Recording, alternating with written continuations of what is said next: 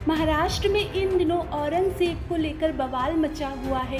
औरंगजेब की तारीफ करने वाले व्हाट्सएप स्टेटस से शुरू हुआ बवाल अब राजनीतिक मंचों तक पहुंच चुका है। आखिर औरंगजेब कौन था और महाराष्ट्र से उसका क्या कनेक्शन है? इसके अलावा औरंगजेब के आखिरी शब्द क्या थे? इन सारे सवालों का जवाब आपको इस वीडियो में मिल जाएगा। उससे पहले अगर आप नए हैं तो प्लीज़ मेरे चैनल को सब्सक्राइब ज़रूर कर दें। औरंगजेब छठा मुगल शासक था। वो इकलौता ऐसा मुगल बादशाह था जिसे भारतीयों ने कभी स्वीकार नहीं किया था। औरंगजेब ने सत्ता पाने के लिए अपने पिता शाहजहां को जेल में बंद करवा दिया था। इसके बाद औरंगजेब ने अपने भाई दारा शिकोह को देशद्रोह के आरोप में सूली पर चढ़ा दिया था। दूसरे भाई मुराद को भी विष देकर मरवा दिया था। उसने परिवार के कई लोगों की हत्या करके राजगद्दी हासिल की थी। औरंगजेब का केवल एक लक्ष्य था कि वो पूरे भारत पर राज करे।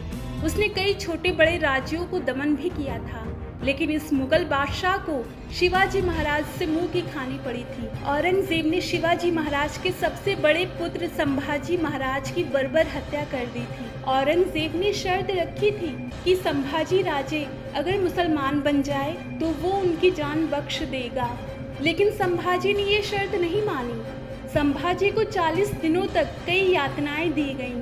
इसके अलावा उसने सिखों के नवे गुरु श्री गुरु तेग बहादुर को भी उसकी नीतियों का अनुसरण न करने के लिए 1675 में उनका शीश कटवा दिया गया था।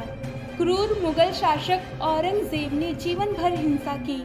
उसकी मौत 3 मार्च 1707 को महाराष्ट्र के अहमदनगर में हुई थी। औरंगाबाद में ही उसकी कब्र बनाई गई थी।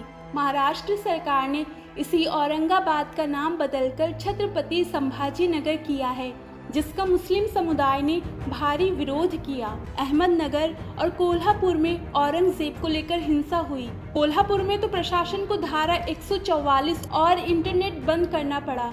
अंतिम वक्त में वो बेहद कमज़ोर और बीमार हो गया था। उसे एहसास हो चुका था कि उसका अंतिम समय नज़दीक है। औरंगजेब ने मरते वक्त कहा था, आज़मा फसाद बक, यानी मेरे बाद बस फसाद ही फसाद।